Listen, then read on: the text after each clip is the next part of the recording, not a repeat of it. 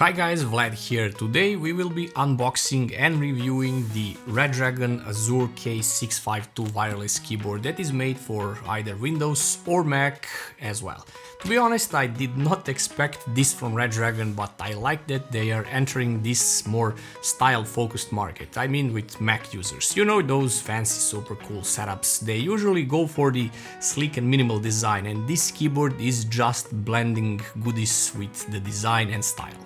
Looking for affordable Windows or Office keys? Look no further, I got you covered. Head over to scdkey.com, pick your Windows edition, use my discount code LE25 to get a 25% on any Windows or Office products. Once you complete your order, after a few seconds you will receive your code. In Windows, go to Settings, there should be an Activate Windows prompt at the bottom. Click that, enter your code and wait for Windows to finish activation. To check the activation status, use the command prompt with the command slmgr.vbs/xpr and you should receive a notification that the machine is permanently activated. Once again, use code LE25 at scdkey.com.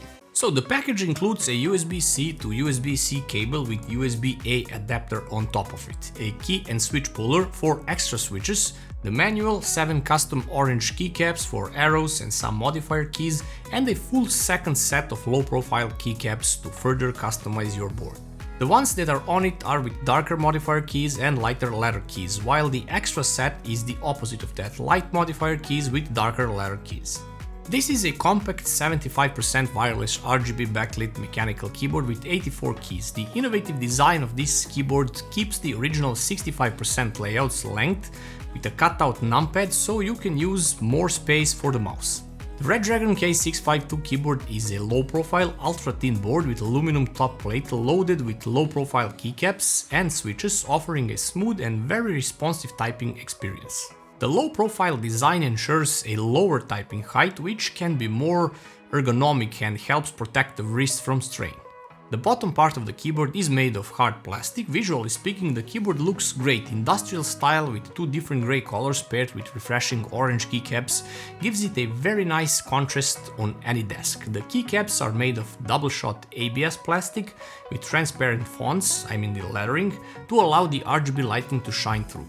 The dimensions are 32 cm long and 12.5 cm deep, that would be 12.5 by 5 inches. The keyboard weighs 494 grams and it fits that lightweight category. On the back side there are rubber pads on each corner and adjustable feet, I mean rubberized feet, it's adjustable in only one height, and you can notice a space for hidden dongle for wireless connectivity. On the top left side there are only 3 LED indicators, one for the caps lock, one is for the current mode, either Mac or Windows mode, and there is a charging LED or the battery indicator LED. On the left side there is a USB-C connector, and in the box you will be getting an angled USB Type-C cable. This might be a deal breaker for some of you, as not everyone likes this approach where the cable is sticking out of the side of the keyboard, but this is why it offers you 2 more connection modes. You can choose 2.4 GHz wireless mode, for which you will have to use the included dongle I mentioned, and Bluetooth connectivity if your computer supports it, so no need for a dongle then. And of course there is a Windows and Mac switching button. This is primarily for the keys to be properly registered if you are connecting it to the Mac computer. There is something that I think Redragon should have done differently, since I mentioned that this keyboard targets more minimalistic oriented setups. The Redragon branding on the bottom left corner somehow is too much here. Sure, we all know it's a Redragon keyboard, it says on the box and on the back of the keyboard. No need here, just my opinion. And why am I telling you about this? Well, if we take a look at the other set of keycaps, they have 0 secondary legends printed on them. You know that secondary additional key functions, they are completely stripped of that, and they are in my eyes, completely minimal. So if Redragon was thinking in that direction, well, the logo could have been removed too. Yeah, I'm nitpicking, or am I? Redragon offers this keyboard with 3 types of Autemo switches, and those are blue, red or brown. Blue is of course clicky and has 2.3mm travel distance with 55g actuation force, which is suitable for those who prefer to use a keyboard for typing. The red is linear with 2mm travel distance to register a key press and 40g of actuation force. The brown is the same travel distance as red, 2mm, but actuation force is the same as the blue switches, 55 grams. Both are great for office and gaming use, and all three switch options have 50 million clicks lifespan. You can customize the keyboard by using the Redragon software, which can be downloaded from their website. So you can create new modes and effects for RGB as well as macro keys or shortcuts for more efficient work or even gaming. The software gives you access to macros, profile selection and also RGB effects, which can be controlled directly from the keyboard too, so there is no need for the software if you're into that thing. Or not into that thing. To change from dynamic RGBs to static colors, select Function plus page down keys. Now let me show you one particular feature which I really like. By pressing the Function plus right shift combo, you can check the remaining capacity of the battery. This is actually pretty useful, so you know when to charge, where you are with your keyboard. So you can always monitor your battery status and know when it's time to recharge. The number keys 1 to 3 will show red when the battery goes under 30%, while number keys from 1 to 0 will show green color, which indicates that the battery is at 100%. You can fully charge this keyboard in under 8 hours. Technically, you can connect this keyboard to 4 devices, since it has 3 Bluetooth profiles and one 2.4 GHz wireless one, so pairing with up to 3 Bluetooth devices is a nice thing, for example a laptop, another PC or even with Android or iOS phones.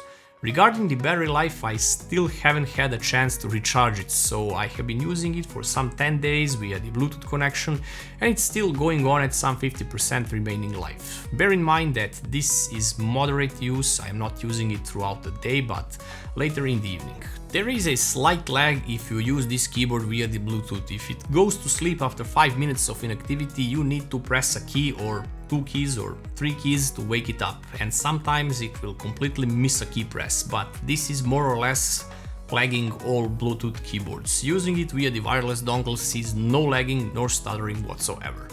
Here are some RGB modes showcase and of course a typing test.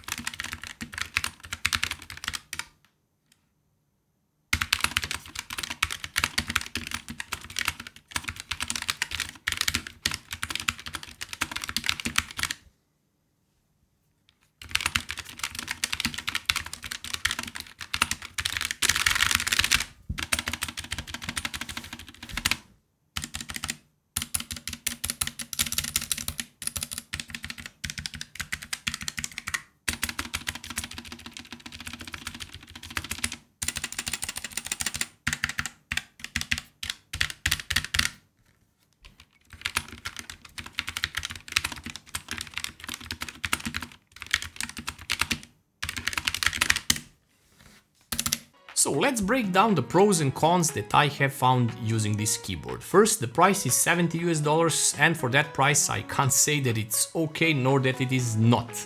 I mean, you do get 2 sets of keycaps, which is a plus, it's hot swappable after all, and you do get the tray mode connectivity, plus you can pair it with up to 3 Bluetooth devices. You can use it without any software if you do not like that, and of course RGB can be turned off too. Switching from Windows to Mac mode is super convenient as well, but somehow there are things that are not there for that price. Keys rattle a lot, especially when you start typing faster. Stabilizers are lubed, but they have high tolerances, so Holy mode is highly recommended here. Tempest tape mode also as well, and since the case is hollow, you can add the foam in there as well. This will give you at least 50% better sound, but of course this involves some tinkering with it and not everyone is okay with that. Hot swappable option is a nice thing, but there are not many low profile keys to begin with, and also I noticed that pulling these switches out is a rather hard thing to do. It's a hard procedure that involves a lot of wiggling to get them out, so just leave them there. There's no need to remove these keys. So there you go guys, these were my thoughts about this keyboard. You can get it for some 10% less currently at Redragon shop, so I guess that's another plus. Hope you liked the video guys, give me a sub if you haven't already, and I'll see you in the next one.